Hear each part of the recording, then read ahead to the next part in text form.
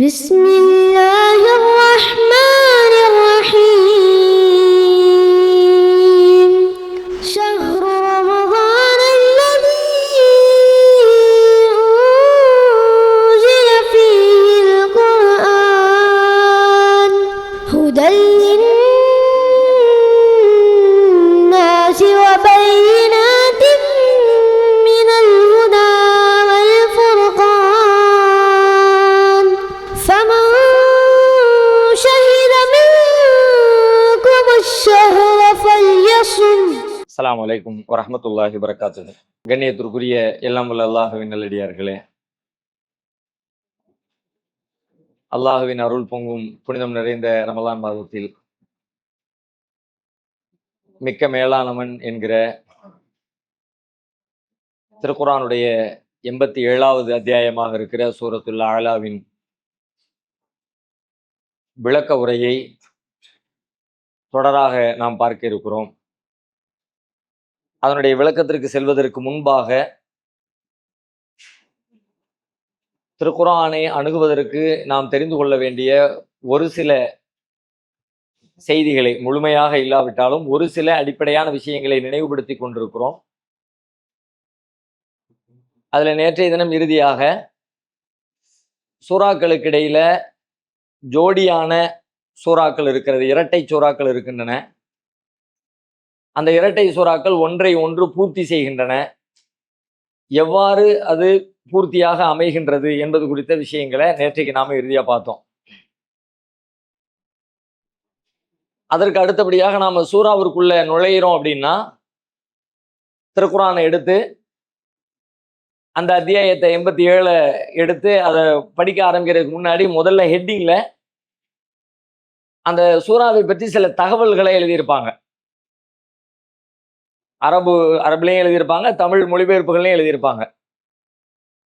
எத்தனாவது அத்தியாயமாக இருக்கிறது, அதுல எத்தனை வசனங்கள் இருக்கிறது, அதனோடு சேர்த்து இன்னொரு செய்தியும் சொல்லப்பட்டிருக்கும். அதுவும் நாம தெரிந்து கொள்ள வேண்டிய ஒரு முக்கியமான அம்சம் தான். அது என்னன்னு கேட்டா, அந்த சூறாவுடைய பேருக்கு பக்கத்திலேயே சில சூறாக்கள்ல மக்கியத்துன், மக்கி என்று போட்டிருப்பாங்க.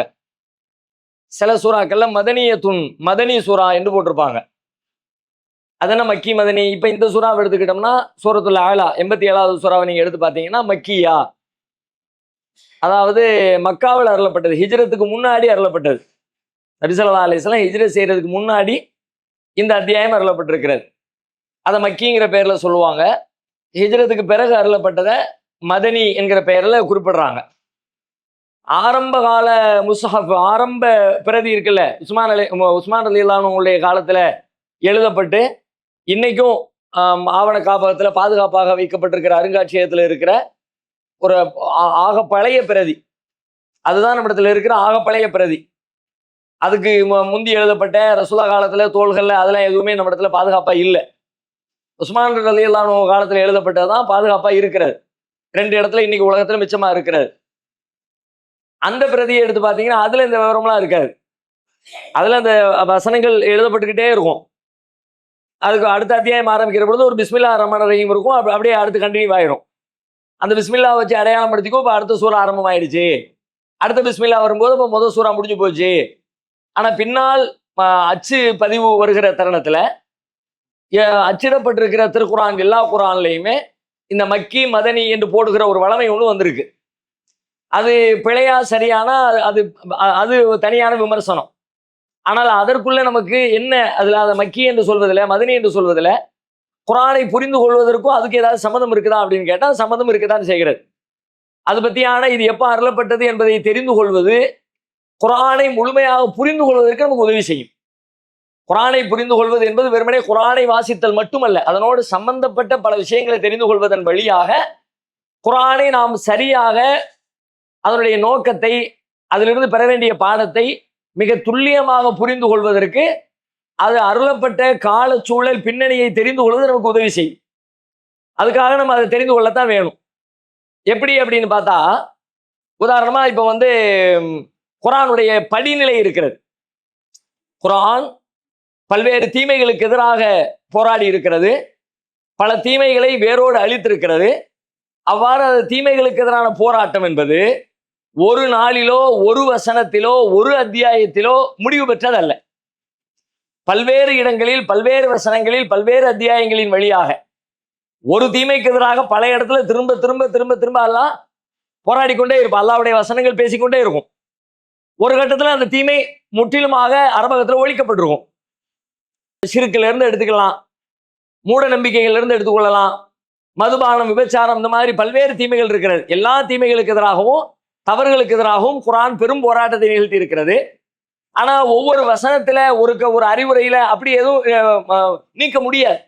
சமூகத்துல புறையோடி போய் கிடக்கிற ஒரு தீமைக்கு எதிராக ஒரு காரியத்தை ஆற்றும் பொழுது ஒருக்கு சொன்ன உடனே எல்லாரும் சரியாயிருவாங்க அப்படின்லாம் எதிர்பார்க்க முடியாது.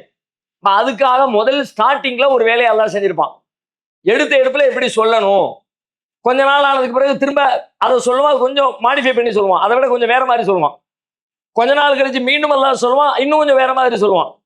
அவன் முதல்ல சொல்லும்போது எப்படி சொல்லணும், ரெண்டாவது சொல்லும்போது எப்படி சொல்லணும், மூணாவது சொல்லும்போது எப்படி சொல்லணும் அப்படிங்கிற அந்த படிநிலை இருக்குதுல்ல, சமூக சீர்திருத்தம் செய்யக்கூடியவங்க தெரிந்து கொள்ள வேண்டிய முக்கியமான ஒரு படிநிலை. படிநிலையை தெரியலன்னு வச்சுக்குவோம், புதுசா ஒருத்தர் இஸ்லாத்துக்கு வந்திருக்கிறார், அல்லது இஸ்லாம் முஸ்லீமாக பெர்த் முஸ்லீமா இருக்கிறாரு, ஆனாலும் இஸ்லாம் குறித்த எந்த அறிவும் அவருக்கு இல்லை. அப்படிப்பட்ட ஒருத்தருக்கு இஸ்லாமை பாடம் நடத்த போகிற நேரத்துல, மார்க்கத்தை பத்தி சொல்ல போற நேரத்துல இந்த படிநிலை தெரியாம நம்ம எடுத்து சொன்னோம்னு வைங்க, ரிசல்ட் எதிர்மறையா போயிடும். எடுத்த எடுப்புல அடப்போப்பா இதையெல்லாம் நம்ம கடைபிடிக்க முடியும், வாழ முடியுமா, நீ சொல்றதெல்லாம் கேட்டா இதெல்லாம் அந்த காலத்துக்கு தான் அப்படின்னு ஓடி போயிடுவாங்க. இந்த படிநிலை ரொம்ப அவசியமானது. முதல்ல சொன்னோன்னே பரவாயில்லையம்மா, ரெண்டாம் மட்டும் சொன்னோடனே ஓகேம்மா, மூணாவது சொன்னோடனே கரெக்டுன்றுவான். அப்ப எதை முதல்ல சொல்லணும், எதை ரெண்டாவது சொல்லணும், எதை மூணாவது சொல்லணுங்கிற தெரிஞ்சிருக்கணும். மூணாவது சொல்ல வேண்டிய முதல்ல சொன்னா கேட்கிறவன் கேட்காம போயிடும். அன்னை ஆயிஷா ரலியல்லாஹு அன்ஹா சொல்லுவாங்க, அவங்களுடைய கூற்று, ஹதீஸ் எல்லாம் அவர்களுடைய கூற்று. அவங்க சொல்லுவாங்க, அல்லாஹ் ஆரம்பத்துல ஈமானை பற்றி, இறை நம்பிக்கையை பற்றி மனிதர்களை பண்படுத்துகிற வசனங்களாகவே குர்ஆனை இறக்கி கொண்டிருந்தான். அல்லாஹ்வுக்கு பயப்படுறது, அல்லாஹ் ஒருத்தன் பார்க்கறான், அல்லாஹ் கவனிக்கிறான், அல்லாஹ்வுக்கு கட்டுப்படணும், அல்லாஹ்வுக்கு அடிமையா இருக்கணும், அவனுக்கு மாறு செஞ்சா அல்லாஹ்வுக்கு பிடிக்காது, அல்லாஹ் தண்டிப்பான், மறுமையில அல்லாஹ் முன்னாடி போய் நிக்க முடியும், அப்ப நீங்க பதில் சொல்ல முடியாம திணறுவீங்க என்கிற மாதிரி இறைவனை பற்றிய அச்சத்தை, ஈமானை பற்றிய போதனைகளை, மறுமையை பற்றிய பயத்தை, இதையாகவே ஆரம்பத்தில் அல்லாஹ் அருளி கொண்டிருந்தான். அதற்கு பிறகுதான் ஹலால் ஹராம் குறித்த சட்டத்திட்டங்களை அல்லாஹ் அருளினான். இப்படி செய்யாம மாறி செய்திருந்தால், ஆரம்பத்துல மனிதர்களுடைய மனங்களை பக்குவப்படுத்துகிற வேலையை பார்க்காம எடுத்த எடுப்புலயே பின்னாடி தடுக்கப்பட்டது மாதிரி மதுபானம் தடுக்கப்பட்டுருச்சு குடிக்காதீங்க அப்படின்னு ஸ்டார்டிங்ல சொல்லி இருந்தா மக்கள் சொல்லி இருப்பாங்க, அதையெல்லாம் விட்டுட்டு இருக்க முடியாதுப்பா, காலாகாலமா குடிச்சுக்கிட்டு இருக்கிறோம், அப்படியே ரத்தத்துல ஊறி போச்சு, அதையெல்லாம் விட சொல்லாது, வேற என்ன செய்ய சொல்லு அப்படின்னு சொல்லி மக்கள் அதுக்கு கீழ்ப்படிந்திருக்க மாட்டாங்க. அப்ப இந்த கீழ்ப்படிதல் எப்படி கீழ்ப்படிஞ்சாங்க, சொன்ன உடனே கீழ்ப்படிஞ்சாங்க. அல்லாஹ் சொன்ன உடனே கீழ்ப்படிஞ்சாங்க. மதுபானத்தை கையில வச்சிருந்தவங்க கோப்பைகள் அப்படியே தூக்கி வீசினாங்க, அப்படியே பேரலா சேர்த்து வச்சிருந்த பூரா தெருவுல கொட்டி அழிச்சாங்க. அது எப்ப நடந்துச்சுன்னு கேட்டா, அதுக்கு முன்னாடி ஒரு நீண்ட நெடிய காலம் இந்த மனநிலையை தயாரிக்கிற வேலையை அல்லாஹ் செஞ்சுக்கிட்டே இருந்தான். அல்லாஹ்வுக்கு கட்டுப்படணும், அல்லாஹ் சொன்னா மாறு கிடையாது, அதை எதிர்த்து பேசக்கூடாது, உன் மனவீச்சை அங்க கொண்டு போய் சேர்க்கக்கூடாது அப்படிங்கிற அந்த உணர்வை தனி மனிதனுடைய மனதில் பதித்ததுனால, அதுக்கு பிறகு ஒரு லெவலுக்கு பிறகு ஒரு வரிதான், அல்லாஹ் சொல்லிட்டான் மேட்ரு ஓவர், அல்லாஹ் சொல்லிட்டான் மேட்ரு ஓவர். அல்லாஹ் சொல்லிட்டான்னு உடனே தீமை போயிடல, அல்லாஹ் சொல்லிவிட்டால் நாம் தீமையிலிருந்து விலக வேண்டும் என்கிற மனநிலை ஒரு நீண்ட நெடிய காலமாக அவர்களுக்கு உருவாக்கப்பட்டது. அப்ப அந்த மாதிரி படிநிலை என்பது ரொம்ப முக்கியமானது. குர்ஆனை புரிந்து கொள்வது படிநிலையோடு புரிந்து கொண்டால்தான் எப்போ எப்படி அதை அப்ளை பண்ணணும், யார் இடத்துல என்ன உபதேசம் பண்ணணும், மைக்கு கிடைச்சிருச்சு பயான் பண்றோங்கிற பேர்ல குர்ஆன்ல இருக்கிறதெல்லாம் இஷ்டத்துக்கு பேச முடியாது.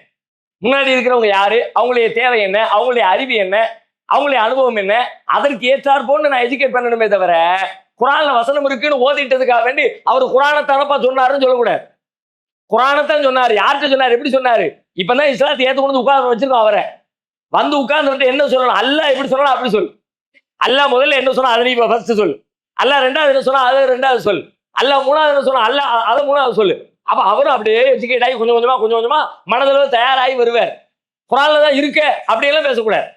அப்படி பேசினா அது பொருத்தமற்ற முறையிலே எங்கே எதை சொல்லக்கூடாதோ அங்கே அதை சொல்லி சிக்கலை உண்டாக்குகிற ஒரு வேலை ஏற்படுத்திவிடும். அப்ப குர்ஆனை புரிந்து கொள்வதில் அதனுடைய படிநிலை, அதனுடைய வளர்ச்சி படிநிலை எப்படி இருந்தது, துவக்க நிலை எப்படி, இடைநிலை எப்படி, கடைநிலை எப்படி என்கிற விஷயம் தெரிந்து கொண்டு குர்ஆனை அணுகும் பொழுதுதான் சரியாக நாம் அணுக முடியும், சரியாக நம்முடைய வாழ்வில் அதை அப்ளை பண்ண முடியும்.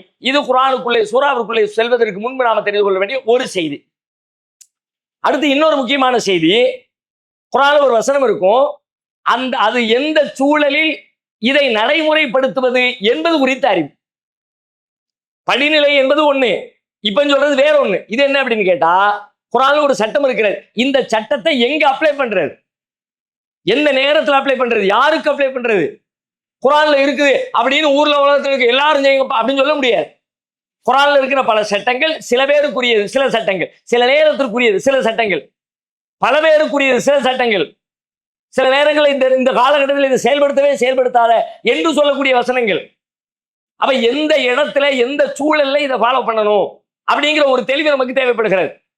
அப்ப அதுக்கான ஒரு அறிவு நமக்கு அவசியப்படுகிறது. 2, குர்ஆனுக்குள்ள அணுகிறதுக்கு முன்னாடி இது எந்த சூழலில், அங்க எந்த சூழல்ல தெரிஞ்சிச்சுன்னா இங்க எந்த சூழல்னு நம்ம ஃபிட் பண்ணிக்கலாம்.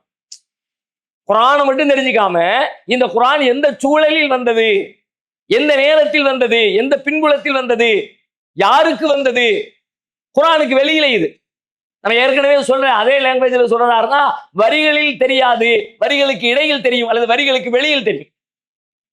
வரிகளுக்கு வெளியில் நீங்க ஆய்வு செய்யணும், தேடணும், கண்டறியணும். அந்த அறிவை பெற்றுக்கொண்டதுக்கு பிறகு குர்ஆனை நீங்க பாத்தீங்கன்னா அப்ப நீங்க இதை எந்த சூழலில் பயன்படுத்தணுங்கிற தெளிவு நமக்கு கிடைக்கும். இல்லாட்டி சூழல் மாத்தி யாரு இதை செய்யக்கூடாதோ அவங்கள பார்த்து செய்யுங்கன்றுவோம், யாரு செய்யணுமோ அவங்கள பார்த்து செய்யாதீங்கன்னு சொல்லிவிடுவோம். அப்ப குர்ஆனை முழுமையாக விளங்குவதற்கு அதனுடைய சூழல் தேவை, குர்ஆனை முழுமையாக விளங்குவதற்கு அதனுடைய படிநிலைகளுடைய வரலாறு குறித்த அறிவு தேவை, குர்ஆனை முழுமையாக விளங்குவதற்கு அதனுடைய நோக்கத்தை சரியாக புரிந்து கொள்வது தேவை. குர்ஆன் ஒரு வசனம் இருக்கிறது, அந்த வசனத்திலிருந்து பல செய்திகள் கிடைக்கும், பல பாடங்கள் கிடைக்கும். ஆனா அதுல பிரைமரி பாடம்னு ஒண்ணு இருக்கும், முக்கியமான பாடம், முதல்நிலை பாடம். அதைத்தான் மக்சதுன்னு சொல்லுவாங்க. மக்சதுனா என்ன, நோக்கம்னு அர்த்தம். என்ன நோக்கத்துல அல்லாஹ் இது சொன்னான், நோக்கத்தை வச்சு சொல்லுகிற வார்த்தை ஒண்ணா இருக்கும், ஒரு மாதிரி இருக்கும். ஆனா நோக்கத்தை பார்த்தீங்கன்னா சிறப்பானதா இருக்கும். நோக்கத்துக்காக வேண்டி நம்ம கட்டுப்பட வேண்டிய தேவை வரும். அப்ப என்ன நோக்கத்தில் இது சொல்லப்பட்டுச்சு, நோக்கத்தை கண்டறியணும். நோக்கத்தை கண்டறிஞ்சு அந்த நோக்கத்துக்கு முரணில்லாத வகையில நான் என் வாழ்க்கைக்கு தேவைப்படக்கூடிய பாடங்களை எடுக்கணும். அதனுடைய பிரைமரி நோக்கத்தை விட்டுட்டு அல்லது அந்த பிரைமரி நோக்கத்திற்கு முதன்மை நோக்கத்திற்கு எதிராக நான் என் வாழ்க்கையை அப்ளை பண்ண போறேன்னு ஒரு முடிவை எடுக்கவே முடியாது. அதனுடைய நோக்கம் என்ன என்பதை கண்டறியணும். இப்ப படிநிலை தெரியணும், அதனுடைய சூழல் எந்த இடத்துல அப்ளை பண்றதுங்கிற சூழல் தெரியணும், அதனுடைய நோக்கம் என்ன என்பது கண்டறியப்படணும். இது எல்லாம் தெரியணும்னா அதுக்கு அது எப்ப அருளப்பட்டுச்சு, மக்காவில் அருளப்பட்டுச்சா, மதினாவில் அருளப்பட்டுச்சா, ஆரம்ப காலத்திலேயா, இடைக்காலத்திலேயா, கடைநிலை காலத்திலேயா என்கிற அறிவு நமக்கு தேவை. அப்ப அந்த வகையில பார்த்தா இது மக்கி இது மதனி அப்படின்னு அவங்க போட்டிருக்கிறத பொறுத்த வரைக்கும் ஒரு வகையில நமக்கு நல்ல இன்ஃபர்மேஷன், தேவையான இன்ஃபர்மேஷன். ஓ இது மக்காவில் அருளப்பட்டுச்சா அப்படின்னா இது இங்கதான். அது இன்னும் சொல்ல போனா மக்கான்னு போட்ட எல்லாமே முழுமையா மக்கா அப்படின்னு சொல்லிட முடியாது. சில நேரங்கள்ல மக்கா என்று போடப்பட்ட சூறாக்களில் மதினாவில் அருளப்பட்ட வசனங்களும் இருக்கத்தான் செய்கிறது. ஏன்னா ஆர்டர் தான் அல்லாஹ் மாத்திட்டான்ல, அல்லாஹ் எப்படி இறக்குனாலும் அப்படி தரல. அல்லாஹ் முன்ன பின்ன மாத்தி வேற சூறாக்குள்ள இப்போ இறங்கி இருக்கும், இன்னொரு சூறாக்குள்ள அதை வச்சிருப்பான், ஒரு சூறாக்கு பின்னாடி வந்திருக்கும், அது வேற ஒரு சூறாவில் வச்சிருப்பான். அதனால மதினான்னு ஒரு சூறாவை சொல்லியிருப்பாங்க, மதினாவில் அருளப்பட்டது அப்படின்னு. அப்படி பார்த்தா பெரும்பான்மையான வசனங்கள் மதினாவில் அருளப்பட்டிருக்கும். அதுல சில வசனங்கள் மக்காவில் அருளப்பட்ட வசனங்களும் இருக்கக்கூடும். இருக்க 100% ஃபில்டர்னு கிடையாது. ஏன் கிடையாதுன்னு கேட்டா இது மக்கி இது மதனி என்று நேரடியாக குர்ஆனிலே நமக்கு சொல்லப்படலை. நாம தான் ஆய்வு செஞ்சு கண்டறிய வேண்டி இருக்கிறது. வரலாறுகளை படிச்சு, நபி தோழர்களுடைய விளக்கங்களை படிச்சு, அவங்க காலத்துல எப்பம்பா இறங்குச்சு அப்படின்னு அவங்களுடைய வாய்மொழிகளை கேட்டு அப்படித்தான் இது மக்கா இது மதினால் முடிவெடுக்க வேண்டியது இருக்கே தவிர குர்ஆனுக்குள்ளேயே இது ஆரம்பத்துல இறக்கணும்னு சொல்லிட்டு இறக்கல. அல்லாஹ் இறக்கிட்டு அவ்வளவுதான் இருக்கு. அல்லாஹ் இறக்கின வசனங்கள்லாம் இருக்கிறது. அந்த வசனம் எப்போ இறக்கணும் அப்படிங்கிறது சஹாபாக்கள் தான் சொல்லணும். அந்த சிச்சுவேஷன் தான் நமக்கு சொல்லும். அப்ப இதையெல்லாம் தெரிந்து கொள்வதற்கு எது உதவுகிறது என்று கேட்டால் மக்கி மதனி என்கிற அந்த பிரிவினை நமக்கு உதவுகிறது. எனவே குர்ஆனை அறிந்து கொள்ளக்கூடியவர்கள் இது எங்கே அருளப்பட்டது, இதனுடைய பின்னணி என்ன, எப்போது அருளப்பட்டது என்கிற அறிவு நமக்கு தேவையானது. அந்த வகையில் மக்கி மதனி என்பது ஏற்க தகுந்த, அதுல எழுதணுமா வேண்டாமாங்கிறதுல வேண்டுமானால் கருத்து வேறுபாடு இருக்கிறது. எதுல குரானுக்குள்ள பிரிண்ட் பண்ணும்போது இது மக்கின்னு ஒன்று எழுதணுமா? அல்லாஹ் மக்கின்னு சொல்லல, நீ எதுக்கு அதில் போட்டு எழுதுற? அது தேவைதான், மக்கி தேவைதான், மதனி தேவைதான். ஆனா அதுக்குள்ள எழுதி வைக்கணுமா? தனியா ஒரு புக்கு போட்டு எழுதி வச்சுக்க, சூரத்துல ஆலா மக்கியன்னு போட்டு வச்சுக்க, யாரு கேட்க போறா? ஹதீஸ் புத்தகம் வச்சிருக்கோம்ல, அதுல எழுதப்பட்டிருக்குல்ல, அது மாதிரி தனி புக்கு போட்டு வச்சுக்கோங்க. குரானுக்குள்ளே எழுதணுமா அது அப்படிங்கிறதுல ஒரு சர்ச்சை, ஒரு கருத்து வேறுபாடு இருக்கிறதே தவிர, ஆனால் மக்கி மதனி என்கிற பார்வையும் பிரிவும் தேவையா என்றால் குரானை முழுமையாக விளங்குவதற்கு அது நமக்கு தேவையானதுதான். இது ஒரு செய்தி. இப்போ சில உதாரணங்களை பார்ப்போம் இதனுடைய அவசியத்தை தெரிந்து கொள்வதற்காக. ஏன்னா இதையெல்லாம் தெரிந்து கொள்ளாம நம்ம உள்ளுக்குள்ள போனோம்னா அதை முழுமையாக அறிய முடியாது. இந்த கருத்தை விளங்கிக் கொள்வதற்கு கூடுதலான சில உதாரணங்களை பார்த்தோம்னா நமக்கு கரெக்டா புரிஞ்சுக்கலாம். திருக்குறான்ல 73வது அத்தியாயம் 10வது வசனம். குரான் எடுத்துங்க, கையில மொபைல் வச்சிருக்கிறவங்க எடுங்க, மொபைல் இல்லாதவங்க மொழிபெயர்ப்பு குரானை கையில எடுங்க. 73வது அத்தியாயம் 10வது வசனம். பார்வையாளர்களா இருக்காதீங்க, பங்கேற்பாளர்களா இருங்க. ஒரு ஆளு சத்தமா வாசிங்க பார்க்கலாம், ஸ்டார்டிங்ல இருந்து வாசிங்க. நேரடியா நமக்கு 10 வசனங்களும் இந்த தலைப்புக்கு சம்மந்தம் இல்லை, ஆனால் இந்த 10 வசனங்களுக்கும் இப்ப நம்ம இருக்கிற ரமதானுக்கும் நிறைய சம்மந்தம் இருக்கிறது. அதனால கூடுதலா தெரிஞ்சுக்கிறதுக்கு வேண்டிய இதை வாசிக்கலாம். யாராவது ஒருத்தர் சத்தமா வாசிங்க பார்க்கலாம். 73வது அத்தியாயம் சூரத்துல் முஸம்மில ஆரம்பத்திலிருந்து 10 வசனம் வரைக்கும் வாசிங்க. ஷார்ட்டா அந்த வசனத்தை எல்லாம் நீங்க படிக்க தேவையில்லை. இதுல என்ன சொல்றான்ல, பொதுவா ஒரு வரியில 2 வரியில இரவுல வணங்குங்க அப்படிங்கிற கருத்து வருகிறது. வேற பாருங்க, பகல்ல எவ்வளவு முக்கியமான விஷயம் பாருங்க. பகல்ல நிறைய வேலை இருக்கு. இப்ப நைட்ல உட்காந்துருக்கோம், நம்ம வீட்டுல, நம்ம கீழே நம்ம பிள்ளைங்க தெரிஞ்சவங்க இருக்கிறாங்க. நாளை காலையில வீட்டுல கல்யாணமோ விசேஷமோ முக்கியமான வேலையோ அதிகாலையில ரொம்ப வேலை இருக்குது. இப்ப நைட்டு பெரியவங்க என்ன அறிவுரை சொல்லுவாங்க? பெரியவங்க இரவுல என்ன அறிவுரை சொல்லுவாங்க? ஏப்பா சீக்கிரம் தூங்க, காலைல வேலை இருக்கு, நல்ல ரெஸ்ட் எடுத்து காலைல வேலை கிடக்கு, எல்லாம் இயல்பானது தானே. இப்ப அல்லாஹ் சொல்றான் பகல்ல நிறைய வேலை இருக்கு. பகல்ல நிறைய வேலை இருக்கு, என்ன செய்யணும்? இரவுல நின்று தொழுங்கலாம். பகல்ல உனக்கு நிறைய வேலை இருக்கு, அதுக்கு நீ என்ன பண்ணு? இரவுல நின்று தொழு.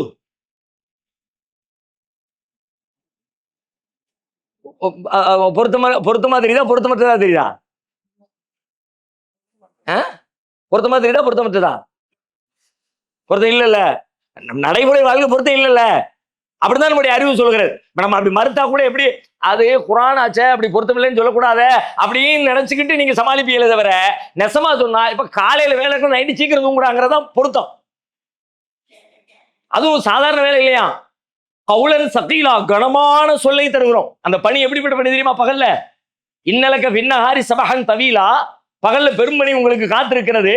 உங்களுக்கு நாங்க எப்படி அந்த பணி எப்படி தெரியுமா? கவுலன் சகீலா, கனமான சொல், வெயிட்டான ஒரு வேலை உனக்கு இருக்கு. அந்த வெயிட்டான வேலைக்கு நீ தூங்கி எந்திக்கிறது உன் ஆற்றல் படுத்தும் நீ நினைக்காத. அல்லாஹ்வுக்கு முன்னாடி சஜ்தா பண்ணு, அதான் உனக்கு அந்த ஆற்றல் தரும். அந்த வேலையை நீ செய்யணும்னா அல்லாஹ்வுடைய உதவி உனக்கு வேணும், அல்லாஹ்வுடைய நெருக்கம் உனக்கு வேணும். அல்லாஹ்வோட எவ்வளவுக்கு எவ்வளவு நெருங்குறியோ அவ்வளவுக்கு எவ்வளவு பவர்ஃபுல்லா நீ பகல்ல நின்று வேலை செய்ய முடியும். அல்லாஹ்விடமிருந்து தூரம் ஆகிட்டா உனக்கு பகல்ல இந்த வேலையை செய்ய முடியாது தம்பி. மூட்டை தூக்குற வேலைக்கு வேணா அது பொருத்தமா இருக்கலாம், ஆனால் இறைப்பணியை செய்வதற்கு, மார்க்க பணியை செய்வதற்கு, சமூகத்தின் எதிர்ப்பை சம்பாதிப்பதற்கு, ஏன்னா இதை நீங்க சொல்ல ஆரம்பிச்ச உடனே ஊரு எல்லாம் பஞ்சாயத்துல திரண்டு வந்துடும், எதிர்த்து நின்று ஃபைட் பண்ணணும். அதுக்கெல்லாம் உனக்கு என்ன வேணும்? மனசுல தெம்பு வேணும். அந்த தெம்பு எங்க இருந்து கிடைக்கும்? அல்லாஹ்விடம் இருந்து கிடைக்கும். அப்ப அல்லாஹ்ட்ட கேட்டு நைட்டு பூரா நின்று அல்லாஹ்ட்ட தொழுது பவரை வாங்கிக்கிட்டு மறுநாள் பகல்ல வேலையை பாரு. அப்ப நம்ம எவ்வளவு தொழ வேண்டும், தொழுகைக்கு இரவுல எவ்வளவு முக்கியத்துவம் உங்களுக்கு வேணும் என்கிற செய்தி ஒண்ணு தெரிகிறது. ஒண்ணு. ரெண்டாவது, அந்த தொழுகை எவ்வளவு தொலை சொல்கிறான் அல்லாஹ், அதுல ஒரு அளவு சொல்றான் பாத்தீங்களா? அளவு சொல்லுங்க பார்க்கலாம். அளவு சொல்றான்ல, இரவுல தொழுங்க அப்படின்னு சொல்றான். இரவுல எவ்வளவு தொலை சொல்றான்?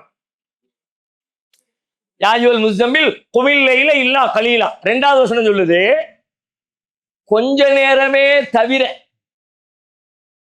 கொஞ்ச நேரமே தொழுவீரா? இல்ல, கொஞ்ச நேரமே தவிர மத்த நேரம் தொழுவீராக. கொஞ்ச நேரம் தூங்கிக்க, அதிக நேரம் தொழுதுக்க.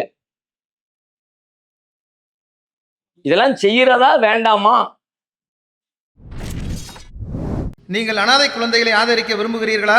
தந்தை இழந்து தரமான உணவின்றி நல்ல உடைகளின்றி சரியான வழிகாட்டுதலின்றி அனாதைகளாக வாழும் இந்த குழந்தைகளுக்கு உதவும் கரங்கள் தான் தாருல் இல்ம் உதவும் கரங்கள். அல்லாவின் உதவியால் 2010 10 குழந்தைகள் என்று ஆரம்பிக்கப்பட்ட இந்த உதவும் கரங்கள் சமூகத்தில் கவனிப்பாரற்று அதிகரித்து வரும் அனாதை குழந்தைகளை கருத்தில் கொண்டு தற்போது 160 குழந்தைகளுக்கு மேல் பொறுப்படுத்தி செயல்பட்டு வருகிறது. இவர்களின் கண்ணீரை துடைத்திட நீங்கள் தாராளமாக உதவுங்கள். உங்கள் ஜகாத் மற்றும் சதக்காவை அனுப்ப வேண்டிய முகவரி தாருல் இல்ம் நம்பர் 64 பார்த்தசாரை தெரு, பழைய வண்ணாரப்பேட்டை, சென்னை 21. வெப்சைட் தாருல் இல்ம் hh.com. தொடர்புக்கு 9840725020 9600055060. நம்முடைய ஒரு நாளில் ஒரு இரவில் இப்ப ரமலானில் மட்டுமே, இது ரசூலுல்லாஹ் ரமலானுக்கு சொல்லப்பட்டதில்லை. ஆக்சுவலி ரசூலுல்லாஹ் நபித்துவம் கொடுக்கப்பட்ட ஆரம்ப கட்டத்தில் சொல்லப்படுகிறது. ரமலான் நோன்பு எல்லாம் பின்னாடி வந்துச்சு. ரசூலுல்லாஹ் கேட்போம் மதீனாவுக்கு வந்தது பிறகுதான் வந்துச்சு. இது மக்காவில் இருக்கிற ஆரம்ப கட்டத்தில் அல்லாஹ் சொல்றான். இயல்பான நாட்களில் இரவு நேரத்தில் நபிகளார் எப்படி இருக்க வேண்டும்? கொஞ்ச நேரம் தூங்கணும், அதிக நேரம் தொழுகணும். அதிக நேரம் எப்படி? அந்த அதிக நேரத்தையும் விளக்குறான். எப்படி விளக்குறான்? பாதி அளவோ நிஸ்பஹு, ஒன்னு இரவுல பாதி. இரவுல பாதினா ஒரு 12 மணி நேரம் தோராயமா கணக்கு போட்டு வச்சுக்கிட்டா 6 மணி நேரம். படிநிலை ரொம்ப முக்கியம். நான் சொன்னது இதுக்கு புரியும் உங்களுக்கு. அந்த படிநிலையை புரியலாட்டி அவ்வளவுதான், ஓடிடுவோம். இதெல்லாம் செய்ய மாட்டோம், அல்லது சும்மா பேருக்கு படிச்சுட்டு மூடி வச்சுக்குவோம். அப்படிலாம் இருக்குது. பல மாதிரி இருந்திருக்குது. பல முன்னோர்கள் எல்லாம் தொழுது இருக்கிறார்கள், வைத்திருக்கிறார்கள். ஓகே, அவ்வளவுதான். பிராக்டிக்கலுக்கு வராது, நடைமுறைக்கு வராது. முதல்ல சொன்ன மாதிரி தான். அதை என்ன சொன்னா என்ன குரானை இப்படி சொல்லிவிட்ட அப்படின்னு சொல்லிடுவாங்களோன்றதுக்காக அப்படியே மூடி சும்மா உட்காந்துக்குவோம். நிஸ்பஹு அவின் குஸ், ஒன்று பாதி அளவு, இல்லாட்டி பாதியில கொஞ்சத்தை குறைச்சிக்க. 6 மணி நேரம் முடியலாட்டியா அதை இன்னும் கொஞ்சம் குறைச்சி ஒரு 4 மணி நேரம் தொழுவுங்க. அவுசித அலைகி, இல்லாட்டி பாதியை விட கொஞ்சத்தை கூட்டிக்க. அவுசித அலைகி, பாதியை விட கொஞ்சம் திக்கிட்டு. அப்படின்னா 6 மணி நேரம் அப்படிங்கிறத ஒரு 7 மணி நேரம் 8 மணி நேரம் ஆக்கிக்க. தொழுவுறதுக்கு சாய்ஸ், அல்லாவுடைய சாய்ஸ். எப்படி? ஒன்று பாதி, பாதிக்கு கொஞ்சம் கீழே, இல்லை பாதி கொஞ்சம் மேலே. 2 ரகாத்து 15 நிமிஷம் போகும்போதே முடிச்சுட்டு வந்தா அப்படியே கண்ணெல்லாம் ஒரு மாதிரியா, இவ்வளவு நீளமா சஜ்தா பண்ணணுமா? எவ்வளவு நீளமா? 3 தடவை சொன்ன சுபான் ரப்பியல் ஆலா ஒரு 7 தடவை சொல்லியிருப்போம். இவ்வளவு நீளமா சொல்ல வேண்டிய தேவை இருக்கா? மொத்தத்துல கூடுற டைம் எவ்வளவுன்னு பார்த்தா வளமையா 10 நிமிஷம் அல்லது 11 நிமிஷம், இது ஒரு 15 நிமிஷம், 3 நிமிஷம் கூடி இருக்கு அல்லது 4 நிமிஷம் கூடி இருக்கு. அவ்வளோ லென்த்தா அவசியமா? அப்படி ஒரு கேள்வி. இங்க இது நம்முடைய யதார்த்தத்தை புரிந்து கொள்வதற்காக, இது இந்த சாப்டருக்கு தலைப்புக்கு சம்பந்தப்பட்டது இல்லை. ஆனால் இரவு தொழுகிறோம், தொழுகையினுடைய அவசியம், அதுல எவ்வளவு நம்முடைய கவனம் குறைவு வருகிறது, எவ்வளவு பொடுபோக்குத்தனம் வருகிறது, எவ்வளவு தூரம் அது பாரமாக நமக்கு தெரிகிறது, அந்த பாரத்திலிருந்து நாம எப்படி விடுபடுவது, இதை கேட்டு செல்வதற்காக அல்ல. இது நமக்கு பாரமா தெரிகிறது என்று சொன்னால் அல்லாஹ் சொல்றான், சில பேருக்கு பாரமா தெரியும். யாருக்கு பாரமா தெரியும்னா குர்ஆன் பட்டியல் போடுகிறது. அப்ப எனக்கு பாரமா தெரியுதுன்னு சொன்னா அந்த பாரத்தை பாரம் இல்லாததாக மாற்றுவதற்கு என்ன வழி, அதையெல்லாம் நீங்க யோசிக்கணும். அதற்காக சொல்லப்பட்ட அடிஷனல் செய்தி. மேட்ருக்கு வர்றேன். கடைசி 10வது வசனம் தான் இப்ப நம்ம பேசக்கூடிய செய்திக்கான விஷயம். 10வது வசனம் என்ன? வஸ்பிர் அலா மா யகூலூன வஹ்ஜுருஹும் ஹஜ்ரன் ஜமீலா. வஸ்பிர் அலா மா யகூலூன், அவர்கள் சொல்லுவதை நீர் பொறுத்துக் கொள்வீராக. மொழிபெயர்ப்பு கரெக்டா? அப்படித்தானே இருக்குது. வஸ்பிர் அலா மா யகூலூன், அவர்கள் என்ன சொல்றாங்களோ அதை நீங்க பொறுத்துக்குங்க. வஹ்ஜுருஹும் ஹஜ்ரன் ஜமீலா, அவர்களை அழகிய முறையிலே வெறுத்து ஒதுக்கி விடுவீராக, புறக்கணித்து விடுவீராக. இதுல ஒரு போதனை, ஒரு சட்டம் சொல்லப்படுகிறது. அல்லாஹ்விடமிருந்து ஒரு நியதி, ஒரு போதனை, ஒரு கட்டளை வருகிறது. வஸ்பிர் அலா மா யகூலூன், அவர்கள் சொல்வதை பொறுத்துக்கொள். அப்படின்னா எதிரிகள் பேசுறாங்க, நிறைய மன வருத்தப்படுற மாதிரியான வார்த்தைகளை எல்லாம் சொல்றாங்க, நிறைய திட்டுறாங்க. இப்போ எதிராளிகள் இப்படி திட்டுறா, நீ எப்படி நடந்துக்கணும் தெரியுமா? பொறுமையா இருக்கும். இதுல யாருக்காவது கருத்து வேறுபாடு இருக்கா? இந்த கருத்துல யாருக்காவது முரண்பாடு இருக்கா? முரண்பாடு யாராவது இருக்கீங்களா? இப்ப இந்த வசனத்தை சொன்ன உடனே உங்களுக்கு என்ன தோணுது? இதனுடைய நடைமுறை வடிவமாக என்ன தோணுகிறது? நடைமுறை வடிவத்துல இப்ப உங்களை நோக்கி பேசப்படுகிறது, உங்களை நோக்கி விமர்சிக்கப்படுகிறது, உங்களுடைய குறைகள் பேசப்படுகிறது. அப்படின்னா இதை நான் எப்படி எடுத்துக்கிறது? இந்த வசனத்தை நீங்க சரியான பின்னணியோடு இது எங்கே அருளப்பட்டது என்கிற தெளிவில்லாமல் நீங்கள் இருந்தால் வாழ்க்கையில எல்லா இடத்துலையும் சொல்லிக்கிட்டே இருப்போம், பொறுமையா இருப்பா, பொறுமையா இருப்பா, பொறுமையா இருப்பா. அவன் பேசிட்டு போறான், நீ பொறுமையாரு. இயல்பா எல்லாரும் எல்லா இடத்துலயும் பேசுறாங்கல்ல, எல்லாரும் எல்லா இடத்துலயும் பேச முடியாது. பேசுறதுக்கு என்ன காரணம்? பின்னணி தெரியாதவங்க பேசுவாங்க, எப்ப அருளப்பட்டுச்சுன்னு தெரியாட்டி பேசுவாங்க, அருளப்பட்ட கால சூழல் என்ன தெரியாட்டி பேசுவாங்க, மக்காவா மதீனாவா தெரியலாட்டி பேசுவாங்க. அதை தெரிஞ்சுக்கிட்டா ஒரு இடத்துல இதை சொல்லுவாங்க, இன்னொரு இடத்துல மாத்தி சொல்லுவாங்க. அவன் பேசுகிறான், கேட்டு புடலில போட வேண்டிய நம்பர். அதுவும் குரான் தான். இல்லப்பா குரான் இப்படி இல்லை சொல்லுது, வஸ்பிரால் ஆமாயா கூடும், அவன் சொல்றதை நீ பொறுத்துக்கன்னு சொல்லுது. அது மட்டுமே சொல்லுது. அதை ஏன் சொல்லுது, அதை யாருக்கு சொல்லுது? அந்த தெளிவு வந்துச்சுன்னா இந்த கேள்விக்கு விட கிடைச்சுக்க. மேலோட்டமா பார்த்தால் எல்லா காலத்திலும் நாம் பிறர் பேசுவதை பொறுத்து கொள்ள வேண்டும் என்கிற ஒரு கருத்து இதிலே கிடைக்கிறது. ஆனால் அந்த கருத்து சரியான கருத்து அல்ல. ஏனெனில் இது எல்லா காலத்துக்கும் உரியது அல்ல. ஒண்ணு. இரண்டாவது, தப்பான இடத்திலே இந்த வசனத்தை நீங்கள் பொருத்தினார், இது எப்பொழுது அருளப்பட்டது என்கிற கேள்விக்கு இது மதீனாவில் அருளப்பட்டது என்று நீங்கள் சொன்னால், ஆக்சுவலி இது மக்காவில் அருளப்பட்டது.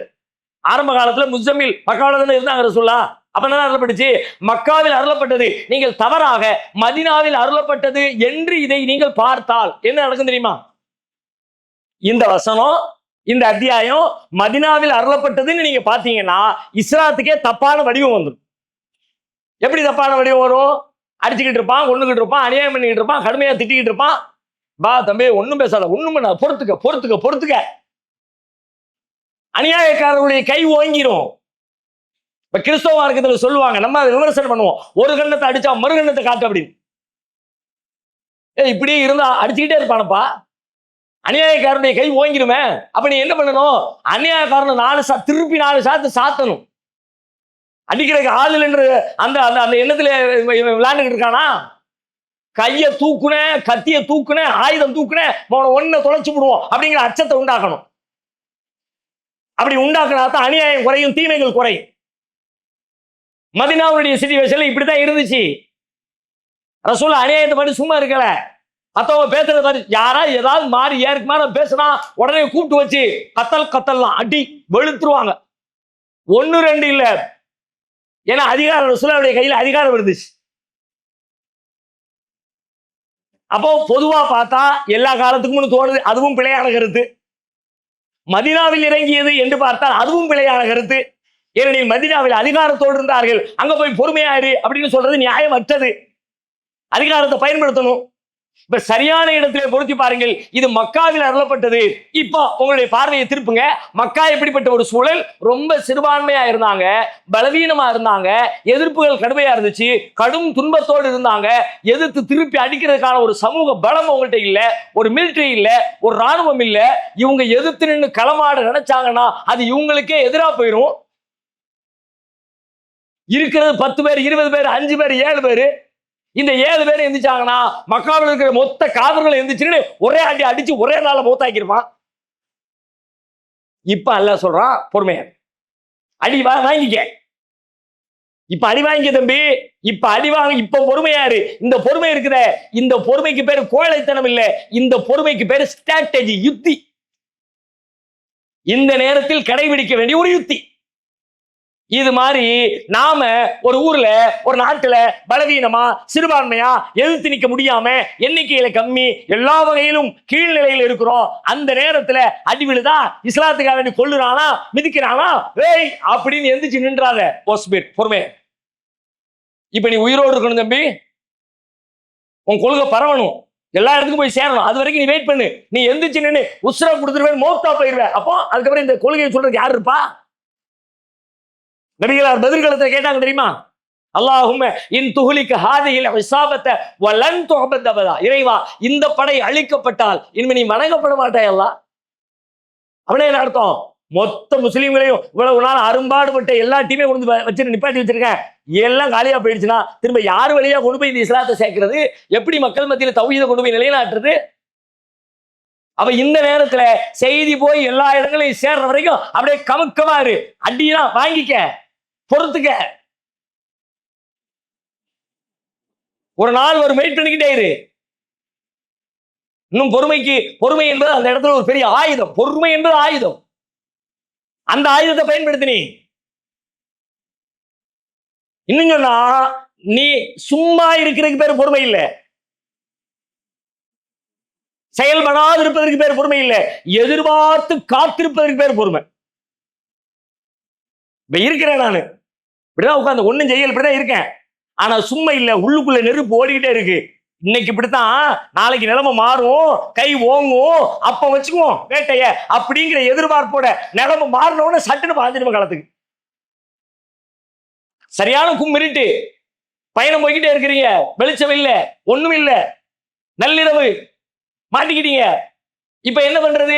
எங்கேயாவது போறன்ற பேர்ல கண்ணை மூடிக்கிட்டு நடந்து முள்ளுல போய் விழுந்து, கல்லுல போய் விழுந்து, குளத்துல போய் விழுந்து செத்து போகிற வேலையை பார்த்துட கூடாது. இப்ப என்ன பண்ணு? சும்மா இரு. சும்மா இருக்கிறதுக்கு பேரு கோழைத்தனமோ செயல்படாமையோ அர்த்தம் இல்ல. சும்மா இருப்பா, ஒரு 4 மணி நேரம் சும்மா இரு, 5 மணி நேரம் சும்மா இரு. காலையில 6 மணிக்கு சூரியன் வந்துடும், அப்ப நடைய கட்டு. எப்பொழுது சூரியன் உதிக்கும் என்பதை எதிர்பார்த்து காத்திருக்கிறோமே, அந்த காத்திருப்புக்கு பேரு பொறுமை. பொறுமைனா சும்மா ஒண்ணுமே இல்லாம வெட்டியா உட்கார்ந்துருக்க பேர் பொறுமை இல்லை. எதிர்பார்த்து காத்திருப்பதற்கு யுக்தியோடு அதுக்கு பேர் பொறுமை. அந்த பொறுமையை அல்லாஹ் சொல்றான். அப்ப அதை எந்த இடத்துல பயன்படுத்தணும்? இந்த இடத்துல, சிறுபான்மையா இருக்கிற இடத்துல, பலவீனமா இருக்கிற இடத்துல, பலமற்ற நிலையில் இருக்கிற இடத்துல. ஒரு பஸ்ல மாட்டிக்கிட்டோம், ஒரு 7-8 குடியார பயிலுவ, நம்ம மேல ஒரு மிஸ்டேக்கும் இல்ல, ஒரு தேல நிக்கிறோம், நாலாம் பெரிய ஜிம்பாடி, அவ்வளவுதான், தனித்தனியா பிரிச்சிருவான். கரலை கட்டையில போட்டு ரெடி பண்ணி வச்ச மசில்ஸ் எல்லாத்தையும் ஒன்னையும் பிரிச்சு மேஞ்சிருவான். பஸ்ல போட்டும் பஸ் போய் நிக்கும்ல, பாலக்கரையில வண்டி நின்ன உடனே ஒரு விசிறு தான். அங்கிருந்து பழைய சாமான் விற்கிறேன், தும்முன்னு வந்து இறங்கிடுவான். அப்ப பாத்துக்குவோம், அது வரைக்கும் ஆட்டி வாங்கிக்க எல்லாத்தையும் வாங்கிட்டே இரு. எவ்வளவு நேரம்? சென்ட்ரல் பஸ் ஸ்டாண்ட் கிளம்பி வண்டி பாலக்கரை வந்து சேர்ற வரைக்கும். ஹெட் போஸ்ட் ஆஃபீஸ் வரும்போது திமிரிடாத தம்பி, கொஞ்சம் வெயிட் பண்ணு, அடுத்து இன்னும் 2 கிலோமீட்டர் 1.5 கிலோமீட்டர் பொறுத்துக்க வந்து இறங்கணும். அடே அவ்வளவுதான் முடிஞ்சு, எல்லா பேரும் சேர்ந்து 15 பேரையும் என்ன செய்யணுமோ செஞ்சுக்கணும், அது பின்னாடி. இப்ப இந்த இடைப்பட்ட நேரத்தில் இருக்கிற பொறுமை இருக்குது, இதுதான் பொறுமை.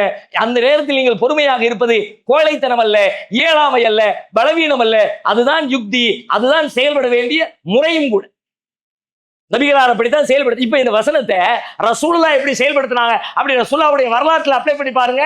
போய் ஒண்ணு சொல்றாங்க. யாசிருடைய குடும்பத்தார் அவ்வளவு சிரமத்தை சந்திக்கிறாங்க, ரசூலுல்லாஹ் கடந்து போறாங்க. ஒரு பெரும் தலைவராக, அல்லாஹ்வுடைய தூதராக, தூது செய்தியை ஏற்றுக்கொண்ட மக்கள் கொடுமைப்படுத்தப்படுறாங்க. ரசூலுல்லாஹ்வுக்கு பார்த்து கண்கள்ல கண்ணீர் தழும்புது. இப்ப யாசிருடைய குடும்பத்தாரை பார்த்து சொல்றாங்க, சப்ரன் யா ஆல யாசிர், யாசிரின் குடும்பத்தாரே பொறுமையா இருங்க, ஃபைன்னமோ இதுக்குமுல் ஜன்னா, உங்களுக்கு சொர்க்கம் வாக்களிக்கப்பட்டிருக்கு. வேற ஒண்ணும் சொல்ல முடியல. ரசூலுல்லாஹ் இவ்வளவு அடிக்கிறானோடாவா, என்னன்னு பார்த்துவோம் அப்படின்னு சொல்ல கூப்பிடல. ரசூலுல்லாஹ் என்ன பலகீனமானாலா? விவரம் இல்லாதவங்களா? அடிக்க தெரியாதா? தெம்பு இல்லையா? ஊரே சேர்ந்தாலும் எழுத்து நிக்கிற அளவுக்கு ரசூலுல்லாஹ்வுடைய உடல்ல வலிமை உண்டு.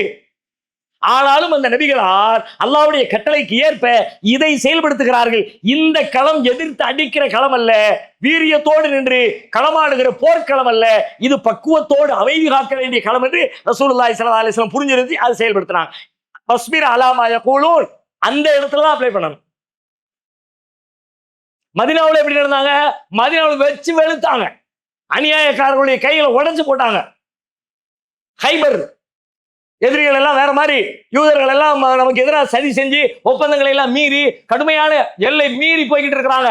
வாலண்டியரா கிளம்பி போனாங்க, தற்காப்புலாம் இல்ல, வாலண்டியரா கிளம்பி, நீ இப்படி எல்லாம் வேலை பார்த்துக்கிட்டு சும்மா பண்ணிச்சிட்டியோ, நேரா போய் இவங்களே படையெடுத்து அடிச்சு ஊரை காலி பண்றான். ஹைபர்ல ஒரு பையன் இருக்கக்கூடாது, எல்லாத்தையும் ஊரை விட்டு காலி பண்ணு. வெளியூர்ல இருந்து ஒரு டீம் வந்திருந்தான். வந்தவன் என்ன பண்ணினா, இங்க இருக்கிற மதீனாவில் இருக்கிற மக்களை அடிச்சு போட்டு அங்க இருந்த செல்வங்களை எல்லாம் திருடிக்கிட்டு, ஒட்டகங்கள் மற்ற எல்லாத்தையும் பத்திக்கிட்டு ஒரு டீம் வெளியே கிளம்பிட்டான். செய்தி ரசூலுல்லாஹ்க்கு வந்துருச்சு. காலையில சூரியன் உதிச்சு மேல வர்றதுக்குள்ள இது மாதிரி வெளியூர்ல இருந்து வந்தவங்க இந்த நம்ம மக்களை போட்டு அடிச்சு விட்டு அநியாயமா திருடி போட்டு சொத்துக்களை எல்லாம் பறிச்சுக்கிட்டு கொள்ளையடிச்சு ஓடி போயிட்டாங்க. ஒரே ஆர்டர் தான், ஆளை தூக்கிட்டு வா. எங்க போயிருக்கான் பாரு, எல்லையை தாண்டி எங்க போயிருவான், ஒரு நாளுக்குள்ள எங்க போயிட முடியும்? பிளைட்டா, ஹெலிகாப்டரா, குதிரையில தானே ஒட்டகத்துல தூக்கிட்டு வா. எல்லாத்தையும் தூக்கிட்டு வந்து நடு உச்சிக்கு சூரியன் வர்றதுக்குள்ள மொத்த கூட்டமும் ரசூலுல்லாஹ்வுடைய முன்னிலையில மஸ்ஜித் நபவிக்கு முன்னாடி அல்லாஹ்விடம் வந்து ஆர்டர் வருகிறது. ரசூலுல்லாஹி ஸல்லல்லாஹு அலைஹி வஸல்லம் அந்த ஆர்டரை நடைமுறைப்படுத்துறாங்க. இன்னமா ஜஸாஉல் லதீன யுஹாரிபூனல்லாஹ வ ரசூலஹு வ யஸ்அஊன ஃபில் அர்லி ஃபஸாதன் அன் யுகத்தலு அவ் யுஸல்லபு அவ் துகத்தஅ ஐதீஹிம் வ அர்ஜுலுஹும் மின் கிலாஃப் அவ் யுன்ஃபு ஃபில் அர்ல். தூக்கிட்டு வந்து கொடுத்த தண்டனை தெரியுமா? அல்லாஹ்வுக்கு எதிராக போர் பிரகடனம் செய்கிறார்களா? பூமியில குழப்பம் விளைவிக்கிறார்களா? ஐயோ கத்தலு கத்தால் கத்தல் கத்தல் போடு அவையு சல்லபு அவங்களை கழுமரத்தில் ஏற்றுங்க, சிலுவையில் அடையுங்க. அவுத்து கத்த ஐதீஹிம் அர்ஜுலுஹும் அவருடைய கால்களையும் கைகளையும் மாறுகை வாங்குங்கள். மின் ஹிலாஃப் வலது காலு இடது கை, இடது காலு வலது கை, பேலன்ஸே பண்ண முடியாது. வலதுல ரெண்டையும் கட் பண்ணா கூட அப்படியே சாஞ்சிக்கிட்டு நிப்பான். கிராஸ் அடிச்சுன்னு வைக்கீங்க, சாஞ்சிக்கிட்டு நிக்க கூட முடியாது. போட்டு ஆளை காலி பண்ணி அப்படியே பாலைவனத்துல தூக்கி எரிஞ்சாங்க. அப்போ இது எதற்கு அப்படின்னு கேட்டா, நீங்க இந்த வசனத்தின் பின்னணி இது மதீனாவா இது மக்காவா என்கிற தெளிவு இருந்தால் இதை எங்க அப்ளை பண்ணணும் அதை எங்க அப்ளை பண்ணணும் தெரியும். ஒரு பையன் வந்து ஒரு ஸ்டூடெண்ட் வந்து சொல்றான், என்ன சொல்றான், பக்கத்துல இந்த பையன் என்ன ரொம்ப டார்ச்சர் பண்ணிக்கிட்டே இருக்கான், டெய்லி அடிச்சுக்கிட்டே இருக்கான், என்னை வந்து இது பண்ணிக்கிட்டே இருக்கிறான், ரேக்கிங் பண்ணிக்கிட்டே இருக்கிறான் அப்படின்னு உங்கள்ட்ட வந்து கம்ப்ளைண்ட் பண்றான். பொறுத்துக்கப்பாங்கிறிய. நீங்க ஹெட் மாஸ்டரா இருந்தா இந்த ஹெட் மாஸ்டர் மண்டையை தட்டணுமா இல்லையா? இவன் யாரா ஹெட் மாஸ்டர் வச்சது? அதிகாரம் அவன்கிட்ட போய் கம்ப்ளைண்ட் பண்றான். இவன் என்ன செய்யணும்? பொறுத்துக்கப்பானா வேலையை விட்டு தூக்கணுமா இல்லையா?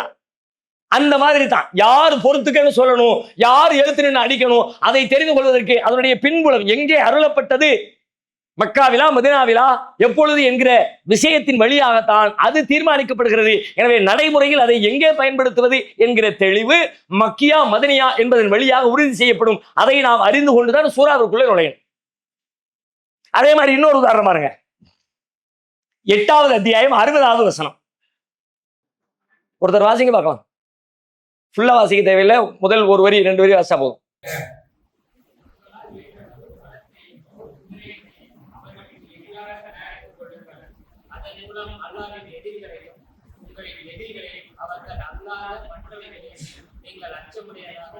செய்யலாம். ஓகே, புரிஞ்சிருச்சா? என்ன சொல்றான்? நல்லா புரிஞ்சிருச்சா? என்ன சொல்றான் சொல்லுங்க, ஷார்ட்டா சொல்லுங்க பார்க்கலாம். படிச்சத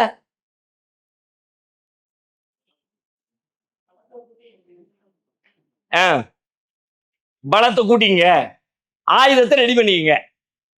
ஆயுதத்தை ரெடி பண்ணிக்க, எதிரியை பயப்பட வைக்கிற அளவுக்கு துரிஹிபூன பிஹி அதுவல்லாஹி அதுவக்கும், உங்களுடைய எதிரியையும் அல்லாஹ்வுடைய எதிரியையும் அச்சனுடைய வைக்கிற மாதிரி ஆயுதம் எல்லாத்தையும் ரெடியா வச்சுக்க. எப்போதும் ரெடி. ஸ்டார்ட்னு சொன்ன உடனே அடி வெளுத்துடணும், அது மாதிரி ரெடியா இருந்துக்க. ஓகே, இந்த வசனத்தை பார்த்த உடனே இதை நாம பொதுவுல சொல்றோம். என்ன புரிதல் ஏற்படுகிறது? எப்பவும் ஒரு முஸ்லிமே நல்ல ரெடியா ஆயுதத்தை தயார் பண்ணி எதிரிகளை வீழ்த்துகிற அளவுக்கு அப்படி இருக்கணும். வா ஆயுத பயிற்சி அப்படின்னு கூட்டுவோமா? அதுக்கு பின்னாடி ஒரு காரணம் இருக்கிறது. ஆட்சி அதிகாரம் சொல்றாங்க, அதுக்கு பின்னாடி ஒரு தேவை இருக்கிறது. அந்த விஷயத்தை புரிந்து கொள்ளாமல் இதை பொதுவா பார்த்தா சும்மா பயான் பண்ணலாம். எல்லாம் ரெடியா இருந்துக்க. அல்லாஹ் என்ன சொல்றான் தெரியுமா? நம்ம என்ன சொல்லுவோம்? அவர் குர்ஆனை தனப்பா சொன்னாரு. குர்ஆனை எங்க சொன்னாரு? யார்கிட்ட சொன்னாரு? எந்த இடத்துல அப்ளை பண்ண சொன்னாரு? நாம இருக்கிற இந்த இடத்துல நீ இந்த வேலையை செய்ய சொன்னா அது எங்க அருளப்பட்டது? மக்காவில் அருளப்பட்டது அல்ல. மக்காவில் இருக்கிற வரைக்கும் பம்மிக்கிட்டு சைலண்ட் ஆயிரு. அப்ப அந்த இடத்துல போய் இதை நீங்க அப்ளை பண்ணினீங்கன்னா, மதீனாவில் அருளப்பட்டதை மக்காவுடைய சூழலில் அப்ளை பண்ணனா என்ன ஆகும்? பலகீனமா இருக்கிற நேரத்துல நான் உடற்பயிற்சி எடுக்கிறேன், ஆயுத பயிற்சி எடுக்கிறேன் அப்படின்னா எல்லாத்தையும் ஒரே நாள்ல கூண்டோட காலி பண்ணிடுவான். தூக்கி உள்ள தூக்கி வச்சு கழியது நின்றும். ஆகத்தானே செய்யும். நாமளே கடந்த கால தமிழ்நாட்டுல கடந்த ஒரு 25 வருஷத்துக்கு முன்னாடி நாம அனுபவிச்சவன். என்ன நமக்கு அநியாயத்துக்கு மேல அநியாயம் பண்றான், என்ன உண்டு இல்லைன்னு பாத்துறணும் அப்படின்னு ஒரு டீம் கிளம்புனாங்க. ரிசல்ட் என்ன ஆச்சு? அவர்களுடைய குடும்பம் ஏறத்தாழ 1/4 நூற்றாண்டு காலம் பெரும் துன்பத்திற்கு துயரத்துக்கு ஆளாகி நிக்கிறோம்ல. இப்ப நம்மளே எப்படி இருக்கிறோம்? பலவீனமா இருக்கிறோம். இந்த நேரத்துல இந்த ஆயுதம் பஞ்சாயத்துல இல்லப்பா, அது ஒரு கட்டம் வரும், ஒரு ராணுவ சூழல் வரும். எல்லா காலத்துக்கும் இல்லை, எல்லா நேரத்துக்கும் இல்லை. மதீனாவை சுற்றிலும் போர் பதட்டம் நிலவுகிற அந்த நேரத்துல எங்க இருந்து எப்படி வேணாலும் அட்டாக் பண்ணுவான், கவனமா இருக்கணும் அப்படின்னு சொல்லிட்டு அப்ப அருளப்பட்டது. அது மாதிரி ஒரு சூழலுக்கு நாம் வருகிற பொழுது இதை நடைமுறைப்படுத்தணுமே தவிர எல்லா நேரத்திலும் இதை போய் உபதேசிச்சு எல்லாம் ரெடியா இருந்துக்க, ஆயுதத்துக்கு தயார் பண்ணி இருந்துக்க அப்படின்னா, அப்போ ஒரு வசனத்தின் நடைமுறை பிரயோகத்தை புரிந்து கொள்வதற்கு அது எங்கே அருளப்பட்டிருக்கிறது என்கிற அறிவும் என்கிற தெளிவும் நமக்கு அவசியமாக இருக்கிறது. அந்த அடிப்படையில் இந்த மக்கி என்கிற விஷயத்தின் வழியாக இதுக்குள்ள போகும்போது இதை இந்த விஷயத்தோட சேர்ந்து இப்ப ஆளாவை பார்க்கலாம். நம்ம இது மக்காவில் அருளப்பட்டிருக்கிறது, அதன் வழியாக சில செய்திகள் சில போதனைகள் சொல்லப்பட்டிருக்கிறது என்கிற புரிதலோடு பார்க்கிற பொழுது மொட்டையாக சபீஸ்ம ரப்பிக்கல் ஆலாவை படிக்கிறதுக்கும் இப்ப நாம படிக்க போற படிப்புக்கும் இடையில அதுல ஒரு வித்தியாசத்தை நாம் காண முடியும். இன்ஷா அல்லாஹ் நாளை தினம் சூறாவிற்குள்ள நாம நுழைந்து விடலாம். ஜஸாக்கல்லாஹு ஹைர்.